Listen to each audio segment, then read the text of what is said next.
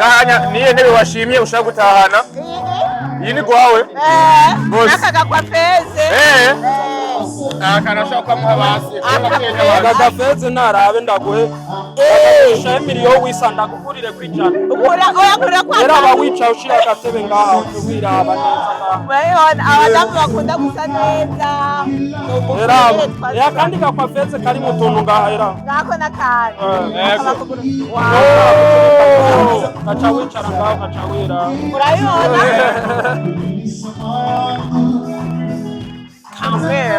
Bize yuko ari mwege abantu mukora publicité neza. Ashikire mu gikuraye. Twebwe igituma twapfa ariko dukora publicité neza. Yego. Nuko icyambere ntabwo tuba tuvuga ngo dushaka ajya amafaranga baduha. Ahubwo tuba dushaka ibyo twakoreye publicité bigire success. Natwe iyo bigire success byo numva mfise umunezero mwinshi udasanzwe je nkibona rino tangazo ryo gutanga imigambi nkiribona gusa ati ndatanzwe. Awala mama Awala ave hasi mashimeshi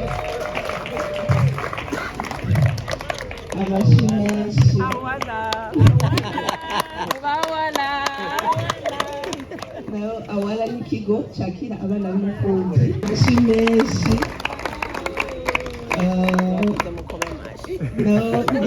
maison irakina amafilme kandi iragira ibintu by'amapublicité.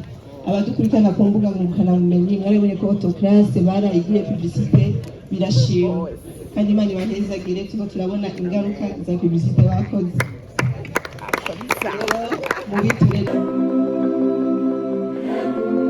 Yes, welcome ladies and gentlemen. Muraho murakomeye nizera ko meze neza murose mwiriwe canke mwaramutse bivanye na mwere. My name is Frank the answer. Iyi ni African TV sonda gwikaze wose mu Burundi mu Rwanda mutana mu Kenya muri Iburaya ndetse mu guvya baravuga amatsina bi Saudite bai Dubai America Canada n'ahandi hose mugiye mwese ndabaha ikaze. Yes, uyu munsi ni umunsi udasanzwe kandi aho turi mu kibanza ciza ni Kepasa aho twaje muri evenement ni final yo ushobora gutsindira imiliyoni zibiri inde mu rubega yatsindira imiliyoni zibiri mwayibonye mu byo twagiye turacisha kuri African TV mu gano bigiye bitandukanye ariko watsindira miliyoni zibiri nugutanga video yawe ya minota 2 gusa mugasigura umugambi wawe ukuvuga ari ciyumviro gutsindira miliyoni zibiri ku ciyumviro cy'umugambi wawe mwiza. Yes, uno munsi ni final turajana kugira ngo tubereke ganya mu kibanza ciza ingene ibintu byifashe ibintu bimeze neza. Hari abatumire benshi muraza kubona hano giye batandukanye tuza kubona nka famille ya Nohask Fanny Lavine na Nohask gahe ntoza kuba bibereye kanatsinda twibutsa yuko ngahanya hari nanu bavukanye biwe hari nabandi bantu bagiye batandukanye bakora mu bintu bigiye bitandukanye mu migambi igitandukanye amatrize agiye atandukanye.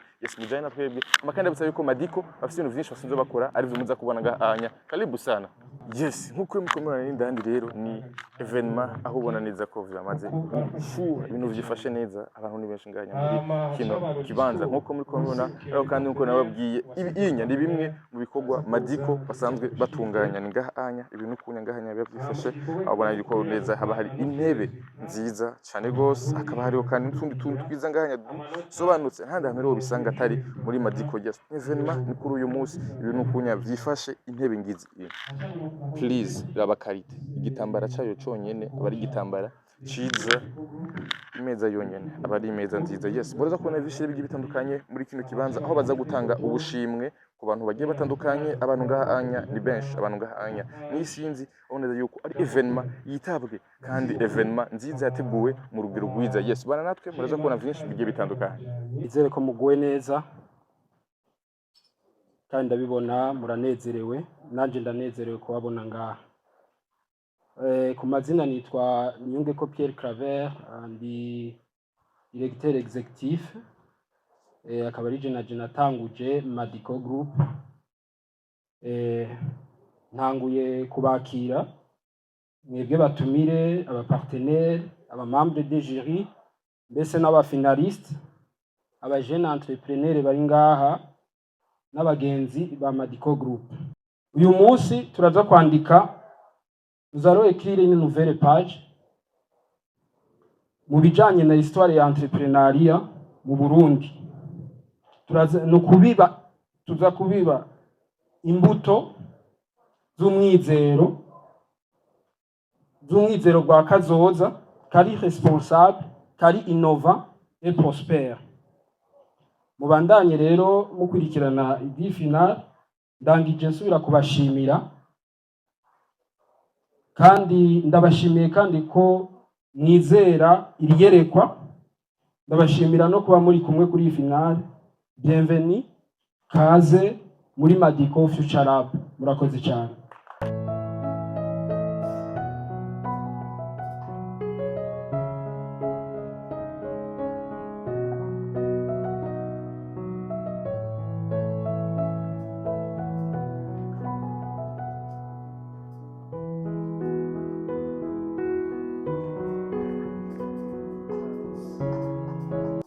Lionel aba muri komine Bubanza.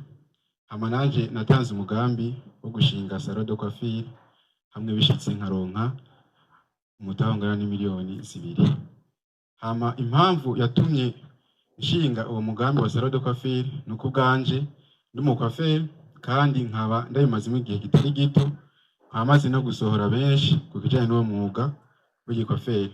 Kandi ikindi naco umwuga w'ubukwaferi ni umwuga utigera uhera.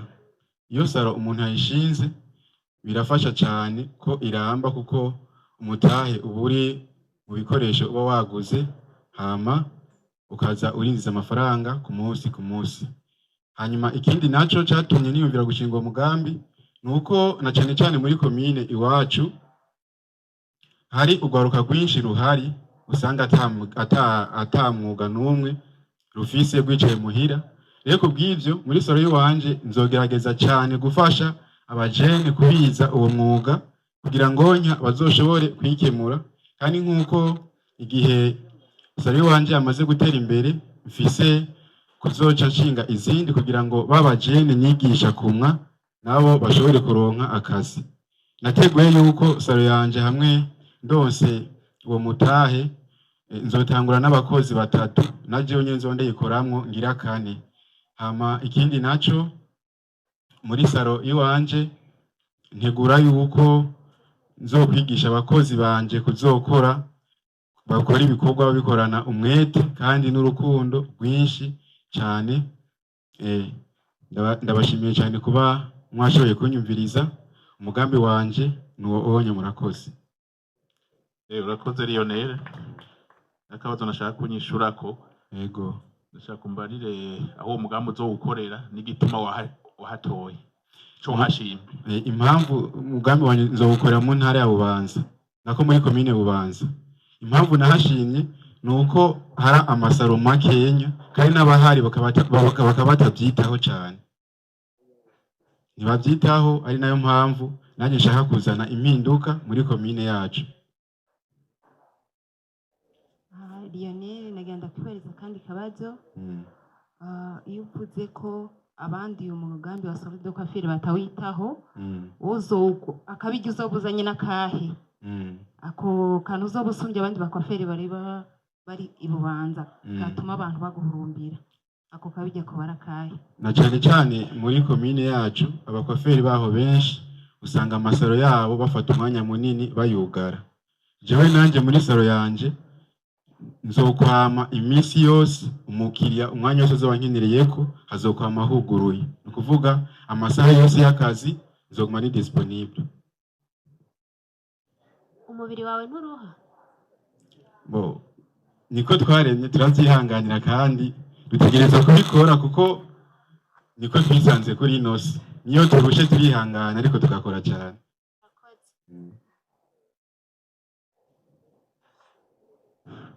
Hari kandi kabazo nari mfise kanti y'amakenga. Yego. Jaho mperere na mbona rimwe na rimwe amatara aracika. Kandi salon de coiffure mbona mukoresha umuyaga nkuba. None abo bakirusha kubafata neza. Ciye niyumvira umunsi nzoza kwimwesha amatara agacika wamwe igipara, uzoca tugenza gute? Je mu bikoresho napanze mu byo nzogura kugira ntangure salo harimwo imashini izoba isharizwa. Iyo nayo mu gihe umuriro uzoba uhari izokwama iri ku muriro kugira ngo amatara acitse binkundire. Kandi ikindi naco muri komini wacu ni nayo mpamvu nahisemo kuhashira iyo salo, amatara ntakunda gucika. Ni gake kabaho, turashobora no kumara indwi yose amatara adacitse. Ego murakoze cyane ko umugambi wanyu mwaje kutubwira ariko naje mfise amakenga ku bijanye no kurangura uwo mugambi wawe nkabona amengo amahera imiliyoni 2 ushaka gushiraho salo izoza ihiganwa n'izindi salo zisanzwe ziri ngaho mengo ntazokwira narijya dusanzwe tuzi yuko ibikoresho dufashe ikiyo cyonyene cyangwa intebe nziza mengo igugwa miliyoni mengo namba ari 3 uzohava usanga ari yasara abantu badahurumbira bivanye n'amasaro ari mu karere iwacu niyo mpamvu nakinye kuyihashira nzogerageza gukora ibisumba iby'abandi kandi kirenze kuri ivyo jewe hanye ndafise umutahe ndafise nakamafaranga ngana n'ibihumbi 130 jewe ico ndondera cyane nuko noronka n'amaburiburi umuriyoni n'ibihumbi 550 kuko napanze yuko sari wanje izotwara umuriyoni n'ibihumbi 980. Ego hama mu bijanye no gukingira ibidukikije witeguye gute kugira ibizo kuha agaciro ibyo uzoba wagize mbe novuga gute iyo mishatsi wamoye abantu witeguye gute kugira uzoyiha agaciro kugira ntibipfa gusa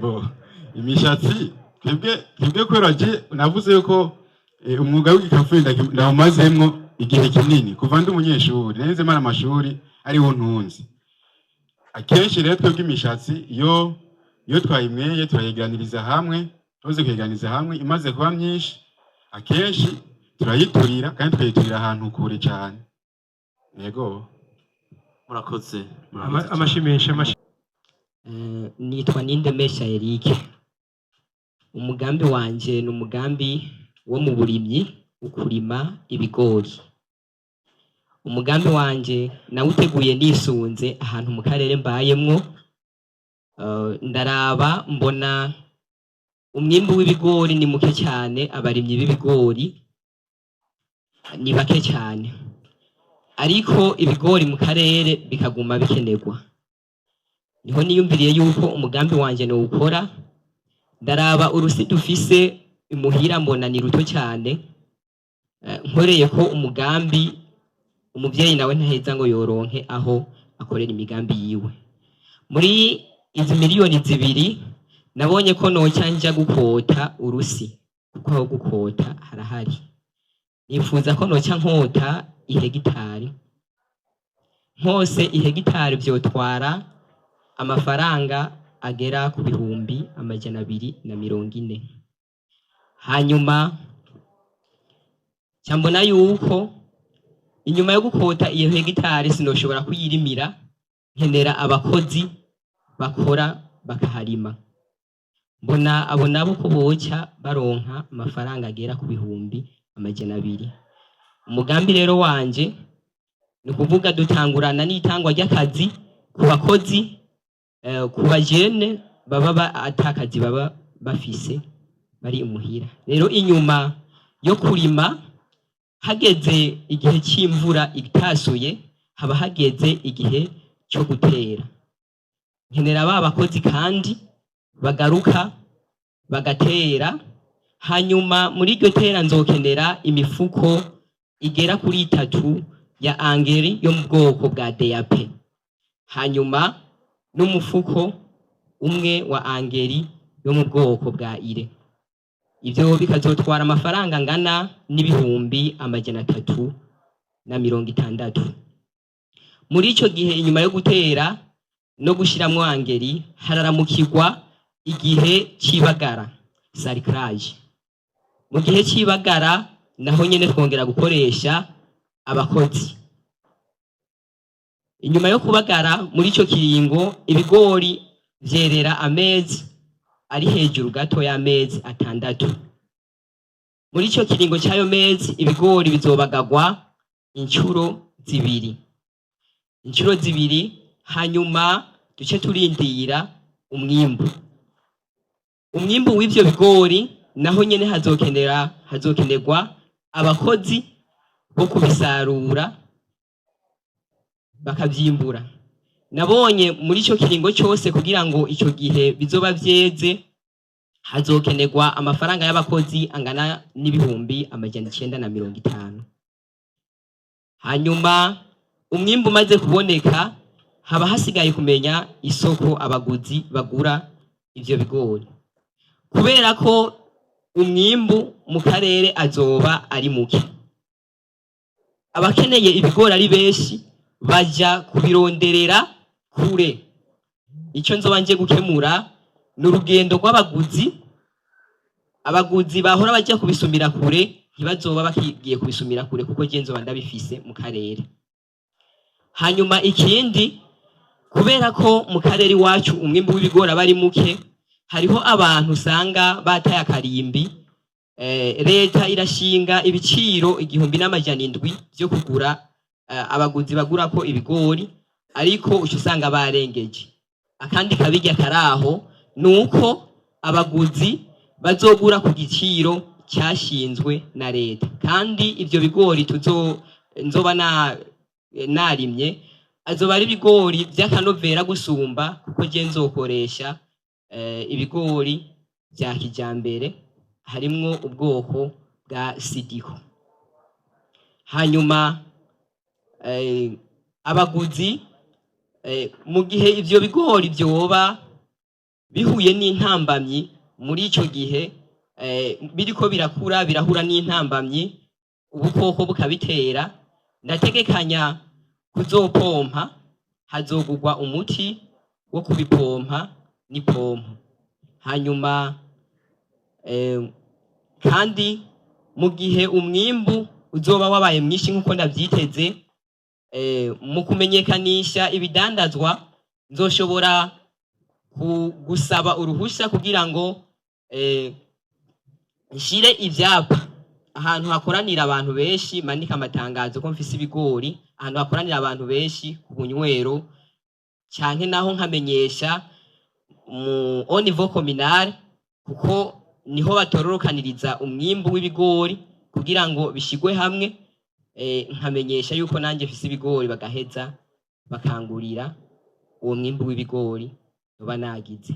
Rero muri byose nabonye ko bizotwara amafaranga agera ku bihumbi ku miliyoni n'ibihumbi 875, ariko aho muyasigaye ntayasigara muri izo miliyoni zibiri, kuko harakenerwa communication n'abakozi, kumbure hariho ishobora kwipasamwo. Hanyuma no mu gihe kumbure cishora urategekanya mu gihe hatanzwe amakori, ikori rigatangwa.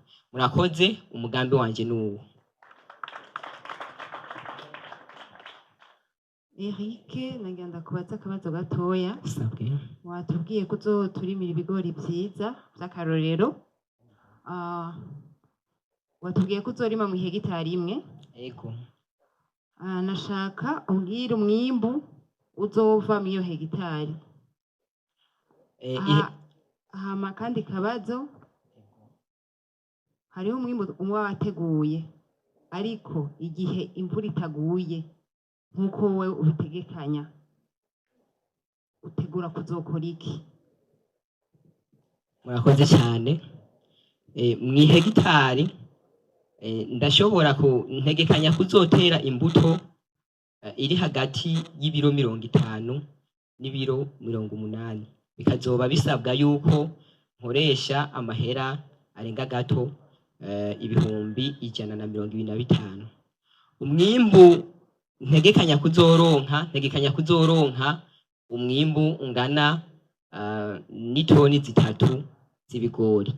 Mu gihe rero nakoresheje imiliyoni 2, nkaca nimbura itoni 3 z'ibigori, dufatiye kuri cya kiro kigugwa 1,700 ku itoni 3, nza gutora imiliyoni 5 n'ibihumbi 100. Nza gusanga inyungu ingana n'imiliyoni 3 n'ibihumbi 100. Mu gihe naho hategekanywa yuko mu gihe ibirere bigenze nabi, imvura ntigwe, aho hantu ho gukota mbona ntegekanya yuko nzokota ahantu hegereye amazi. Hariho uburyo bwo gukwega amazi yo mu mwonga ukayacisha ku musozi agaheza agashikira imirima vyoroshe, hanyuma nkaheza nkavomera. Aho ni mu gihe imvura yoba ibuze. Murakoze. Eko urakoze cyane. Watubwiye yuko wewe ugiye kurima ibigori n'ubwoko wabuvuze bw'imbuto uzokoresha, uratubwira n'umwimbu uva ku hegitari. Rero mugabo mwuko kudandaza kwawe kw'ibigori warimye wongera uradandaza, hari abadandaza ibigori bakabidandaza bikiri bibisi canke vyumye, ivyo nta na kimwe we tubwiye yuko azoba ari intete canke azoba ari birya bigize, naho nyene watomora. Hama ikindi mbona cane cane mu ntambamyi, iki giterwa c'ibigori vy'ukuri abarundi muri rusange baracijukiye. Mbere hoba hariho mbere n'ikigo coba kijejwe kugura umwimbu, ngira urakizi. Ariko abarundi benshi barima, hariho benshi batashoboye kugurirwa. None wewe uzokora iki kugira ntube mw'uwo mugwi waba adashobora kugurirwa? Kuko hariho benshi bataguriwe. Wewe wiyumvira uzokora iki kugira ugurirwe? Murakoze cyane. Ereye ku kibazo cy'uko ibigori, ere ku kibazo cyo kugurirwa umwimbu, navuze cyane ko mu karere iwacu ibigori atari byinshi cyane. Itone zitatu ntizobura mu gihe icyo kigo gitororokanya umwimbu w'ibigori kidoshobora kuza gutororokanya iby'iwanje nanje. Abaguzi bobigura kuko kenshi barabikoresha. Amasoko twegeranye hirya no hino nogerageza nkaraba, abaguzi ntibigera babura twebwe mu karere b'ibigori. Hanyuma kuri ico c'intambamyi y'intuzeye ya intambamyi y'ivyo bigori, nkuko nahejeje kubabwira ubwoko bw'ibigori mba nagerageje gukoresha. Hanyuma muri izo ntambamyi kugira ngo nirinde gose umwimbu wanje uguma umeze neza, nuko muri ico gihe nzogerageza kuraba, kuko iyo ndandaje ibigori bikiri bibisi nkuko mubivuze, simbona yuko nkuko ndavyiteze noshobora kuronka inyungu niteze. Ariko jewe umugambi wanje ufatiye kuko uzodandaza umwimbu w'intete ku bigori vyumye. Murakoze.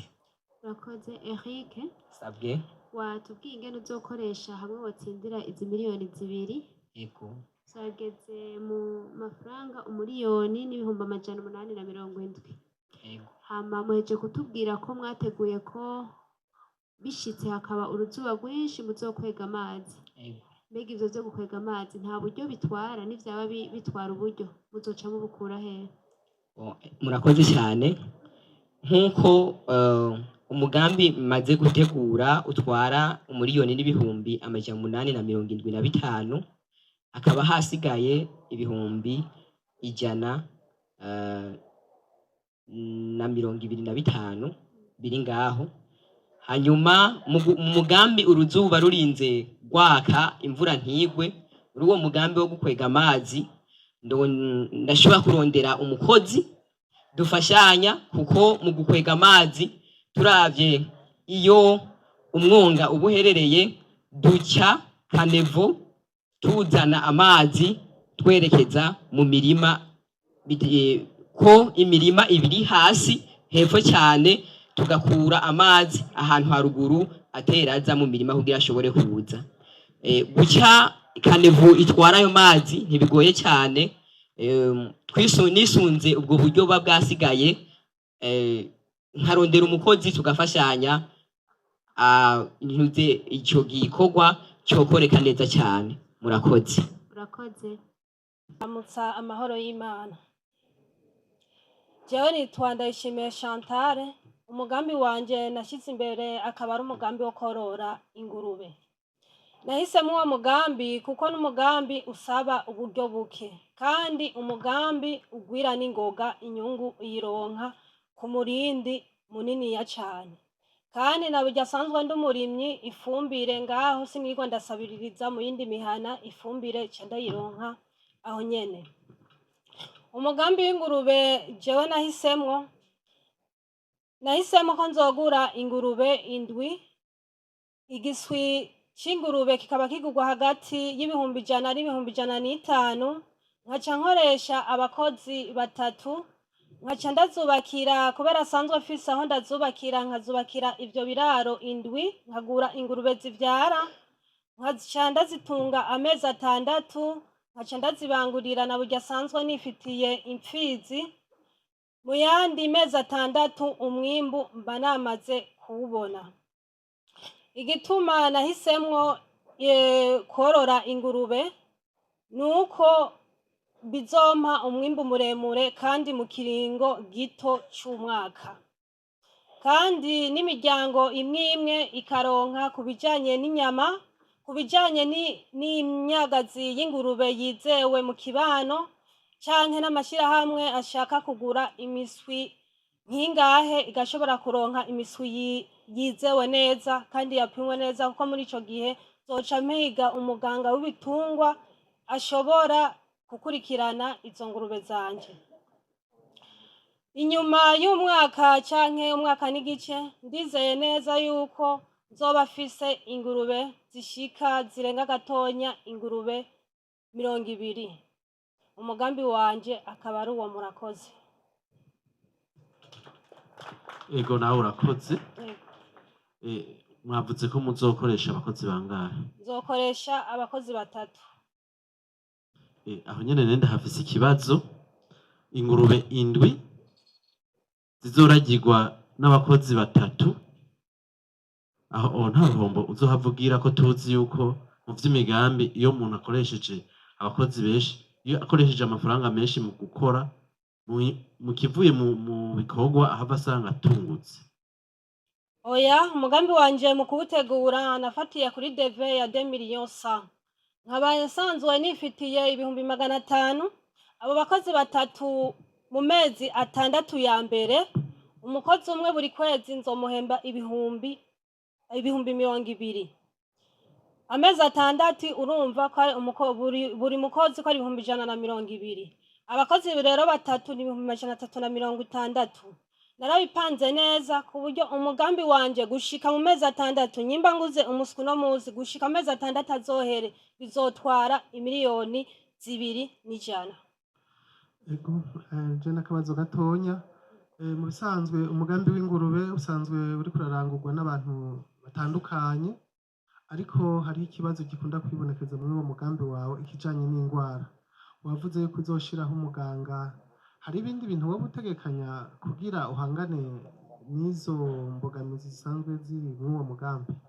Ego, mwiyo DV nagize narashize amahera ku ruhande y'imiti yibanze nzogura nk'inshanco, ku buryo umuveterinere wanje azoza ambwira ati nkeneye umuti kanaka twawushize muri frigo quelque part akaca azimvurira. Chantal urakoze.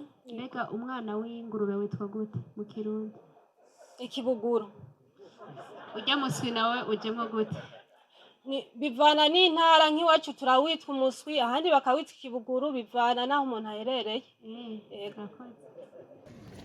Naje side kuri guhagarara ngaho cyahapfa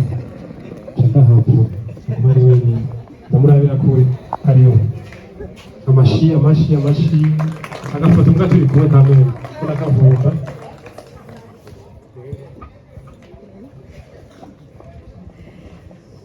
Merci beaucoup. Ushinga ntahe bapasoni abakiriya beza ba Madico Furniture, abakiriya beza ba Madico Auto Class, bakunzi ba Madico Future Up, mwiriwe neza, umeze neza.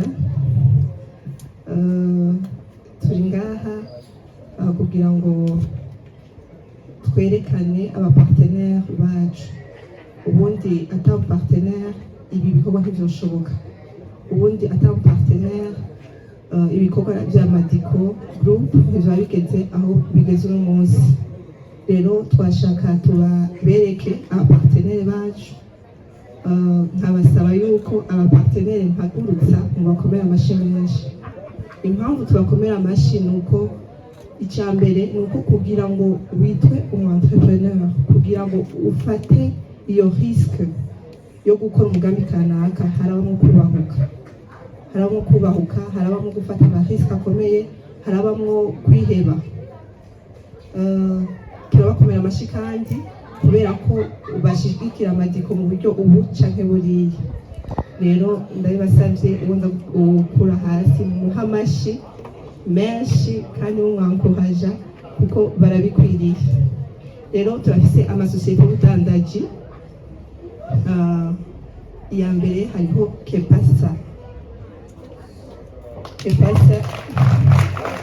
Tusabe papa Kepasa ave hasi, tumusabe ave hasi mumuha amashyi menshi. Arafatiriwe, tusabe mama Kepasa ave hasi, mama Kepasa mumuha amashyi menshi. Kepasa nira dukoraniye, burya haba harimo kwiheba, haba harimo kubahuka kugira ngo umuntu aranse ikintu nk'iki. Rero Imana ibahezagire kandi ibandanye yagura ibikorwa byanyu. Hama hariho Sonicra, umurongozi wawe ntiyagiye afatiriwe, ariko nawe ahari yumva ko tumushimira nk'umupartenere wa Madiko Group. Hariho Jaja Wisdom Decor, yari mu membre du jury, yasohotse ariko nawe turamushimira cyane, akora amadekor meza cyane. Muze mumushorere, muze mumurondere, akora ibintu byiza cyane. Ndazi neza yuko uzomwitura atazogaye. Hama hariho MMG Magazine Manirakiza George, nawe nyene umengo ntiyabonetse, yafatiriwe, ariko nawe turamushimira. N'umudandaza w'amapine n'amabateri, arazwi, amenyerewe. Karibu nawe uze mushorere Madiko Autoclass, nawe nyene mubaye muri hafi yaho muze mushorere. Hama hariho Gakwavu Business Company, dusabe umurongozi wave hasi, twamubonye mu mashyi menshi. Nawe ni mudandaza, ni umu-entrepreneur, afurisa ibintu by'imbaho, abantu nuko mubaka ama-etage, aho murashobora kubafurisa ibiti kugira ngo biborohere akabashikana kandi ku giciro cyiza. Murakoze cyane. Hama hariho Clear Production and Video, umurongozi wayo ni unyene ariko aradufasha ngaha, mumuha amashyi menshi. Nukuri ni umujene ari devuye, nukuri abantu bakora amaproje muga ntibabe devuye kumwe, ntibubahuke kumwe. Akora ibintu byiza cyane cyane cyane. Bamwe mudukurikirana ku mbuga ngurukanabumenyi, ngira muramukurikirana, yaba no muri competition yaritanze cyane, yarakoze ibintu byiza kandi bishimwa. Rero Imana ibandanye imuha ubwenge bwinshi, atera imbere nk'umuzinga. Hama turafise na Juna Babyland, umurongozi wawe si hari, ari mu byunguka ariko kwibaruka, ariko umushinga ntaye wiwe ni hari, sinzi ahantu yabaherereye. Mumuha amashyi menshi kuri we.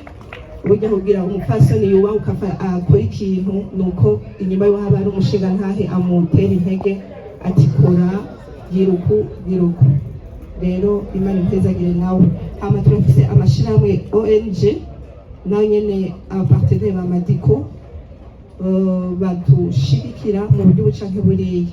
Hariho Creope Jeune, umurongozi wayo twamubonye, mama Creope, mu mashyi menshi. Abajene, ndahamagara abantu muri ngaha, ukaba hariho umuntu w'umushomeri mu bana. Umushomeri ndavuga wa muntu yifuza gukora mu gatagira ikintu akora, murashobora kumurongora akagenda akegera ujya mu mama. Ni ikigo gifasha abantu, abajene batagira ubuzi, bakaboriyanta ati reka tugushire muri iki, reka tubwire iki. Na twebwe n'abapartenere bacu, baduha abastajere, kandi bikagenda neza cyane. Rero umwe wese wobazi umushomeri atagira akazi azomwigere aramurongora akamwereka aho yokorera agatangura stage hama bikabana bigenda neza. Hariho na Kareke, twakire mama Kareke, twamubonye mu amashi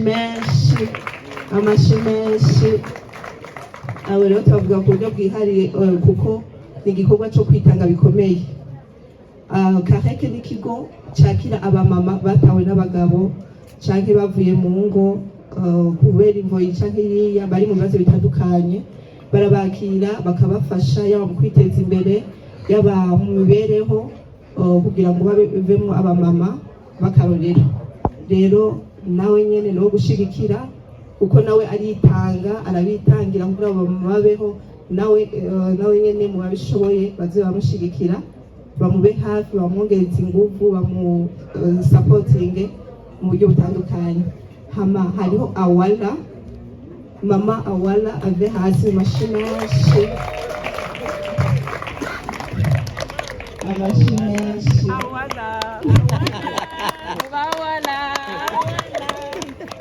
Awala ni ikigo cyakira abana b'imfubyi, abana yaba ababuze abavyeyi bakiri batoyi canke abana batawe bakiri batoyi, barabatora bakabashira mu kigo bakabakurikirana kuva ikintu cose. Ibintu bitatoroshe uravye umwana wibarutse kugira ngo umukure hasi umuduze mpaka avemo umuntu, ikintu bitoroshe. Rero Awala ni ikigo naco cyo gushigikirwa, mumushigikire mube hafi, abana mubarabe, abana mugene mubabone mubagemurire, barakenera amata bakenera amapampers byose babizi bya abana bacu bakenera nabo ibyo bakenera. Rero niyo gushigikirwa nayo, Imana ibahezagire kandi ibandanye ibateza imbere. Hama hariho ibigo by'itangazamakuru n'abartiste nabo dufite nk'abapartenaire, hariho Twafa Films nabo mu mashimeshi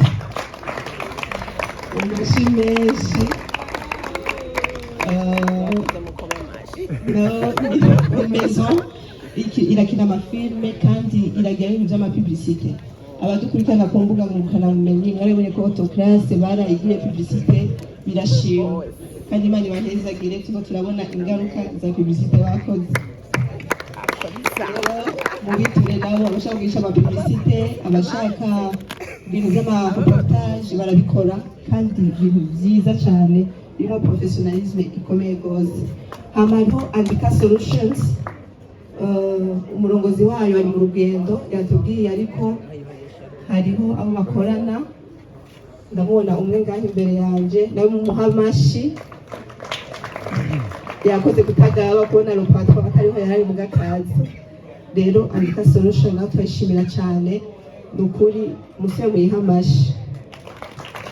Impamvu Andika Solutions nicyo kinyamakuru cya mbere cyatanguye kwandika kuri Medical Group, yari ikiri Medical Furniture gusa, ni ikinyamakuru cyatwanditse ko atakintu na kimwe tuzi nubwo atacu twavuganye, yabaye nka surprise, baratwandika ko twaratangaye kandi byaturyoheye cyane, waca wumva biguteye intege zo gukomeza. Rero turayishimira le patron, baze kubimubwira yuko tumushimira cyane kandi ko tuvyibuka rwose. Hama hariho na Burundi Eco, nayo ni itangazamakuru, amashimeshi kuri Burundi Eco ni itangazamakuru nawe nyene n'abapartenaire bacu baratwandika ko bagashyira ku mbuga ngurukanabumenyi, nawe nyene babandanye batera imbere. Hariho na Umuco, sinzi umurongozi wawe ko yoba ari zihari, ariko nabo turabashimira, nawe nyene ni ikinyamakuru naco nyene kituba hafi, kituvuga ko kandi batuba hafi mu buryo bucanke buriya. Hama hariho na African TV, amashimeshi kuri yo, ndamubona ngaha imbere yanje.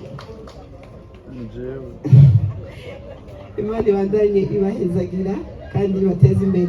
Hariho Irebe FM nayo nyamashimeshi kuri bo, umurongozi wayo sinzi ko bari hari ariko nababonye barahari, nawe nyine Imana ibahezagira.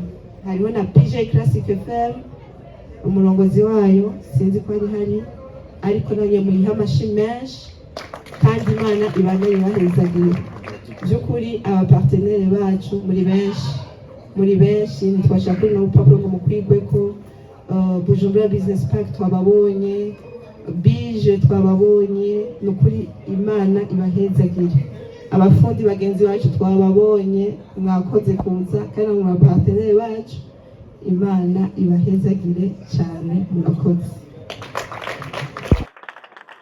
zigwire ze vyigwiza inshuro igihumbi mu myaka uza tuzosange ari we uri kurorganiza izi higanwa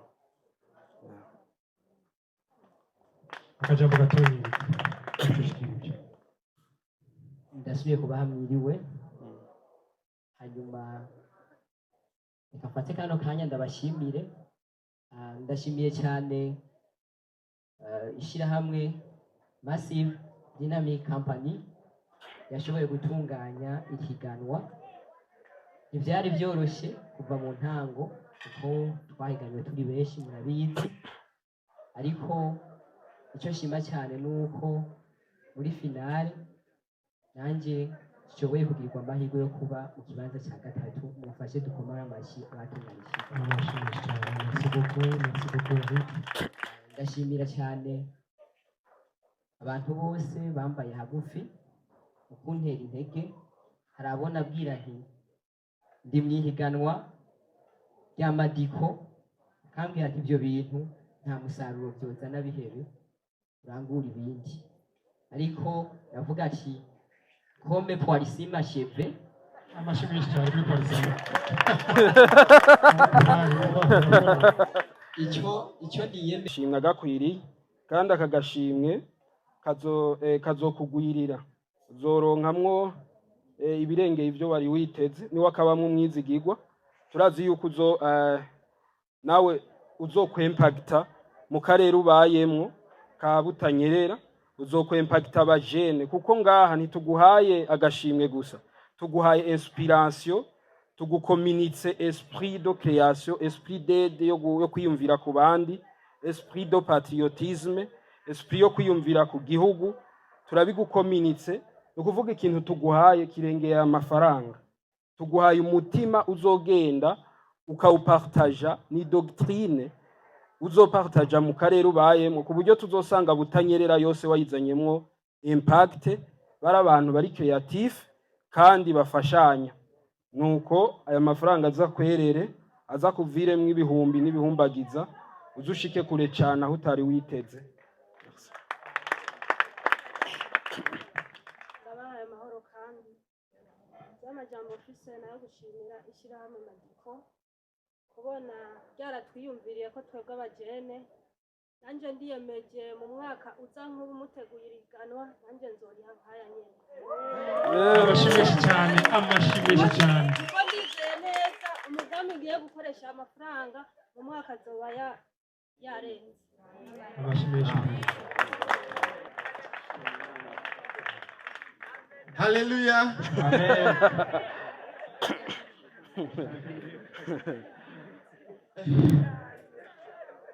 Reka manze ndabasabe dukomere amashyi cyane Madiko Group. Nukuri numva mfise umunezero mwinshi udasanzwe. Je nkibona rino tangazo ryo gutanga imigambi. Nkiribona gusa ndetse ndatanzwe. Jewe nashimanye gutanga video yiwanje haheze imisi irenga 3. Yaramaze gutangura.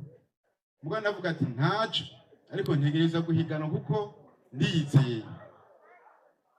Ikindi kintu nari nabivuze kare je ndi mukwaferi kandi nabikoze igihe kinini kitari gito. Kuva niga mu mwaka w'8 narakuze umugabo w'ukwaferi birantunga biramfasha kuriha ishure je ndi umujene célibataire kandi ibintu byinshi bishoboka mbayeho ndavyimenya. Rero kubw'ivyo nafashije abajene benshi umwuga wo kumwa. Inayo mpamvu hamaze gutangwa rino tangazo atakindi kintu caje mu mutwe kuko je no muhiri wanje ahomba baraza nk'abigishiriza umwuga wo kumwa. Rero maze kubona Magiko imaze gutanga ino tangazo ndavuga ati reka nanje nje guhiganisha kugira ngo basi ndonke ahantu mbarizwa. None Imana iciye bimfasha muri no mwanya ndashoboye gutsinda ino higano. Reka tumwe dukomere Imana yacu amashimisha Imana yacu. Rero nka vision yiwanje ndi umuntu nkunda gufasha abajene mutu. Niye ne gushobora gutera umujene wese adafite amafaranga uyafise. Notera intege udafite amafaranga yuko ntibitume aba umuntu atagira imigambi, ahubwo aguma afise imigambi kuko inzira z'Imana zirega igihombo. Nawe umunsi n'umunsi Imana izomucira inzira aronke umutahe wo gukora, kuko aronke umuntu ushobora kubwira ati ubu noguha 2 miliyoni yakoze iki, akaca amara nk'ukwezi ariko ariyumvira cyo kaca mu mangono cyangwa ngo telefone uwo ntabwo ari umugambi cyo mu mangono cyangwa ngo iki ni ariko bagumane imigambi y'iterambere. Yego gahanya niye ntebe washimye ushaka gutahana iyi ni gwawe nakagakwa feze akarashaka kwamuha basi agafeze narabe ndaguhe sha miliyoni wisanda kukurire kwijana oya kwa era bawica ushira gatebe ngaho wiraba neza bayona abadamu bakunda gusa neza era kandi gakwa feze kari mu tuntu ngaho era ngako nakari gacha wicara ngaho gacha wira urayona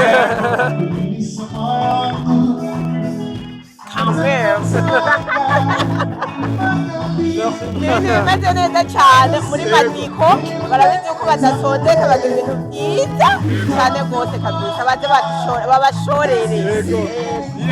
Bari bavuze yuko ari mwebwe abantu mukora publicité neza ashizire mu gikura twebwe igituma twapfa ariko dukora publicité neza kuko icyambere ntabwo tuba tuvuga ngo dushaka ajya amafaranga baduha, ahubwo tuba dushaka ibyo twakoreye publicité bigire success. Natwe iyo bigire success niyo success yacu kugira ngo tubaze izina rizosigara iraturerera abana twarataye. Urakoze.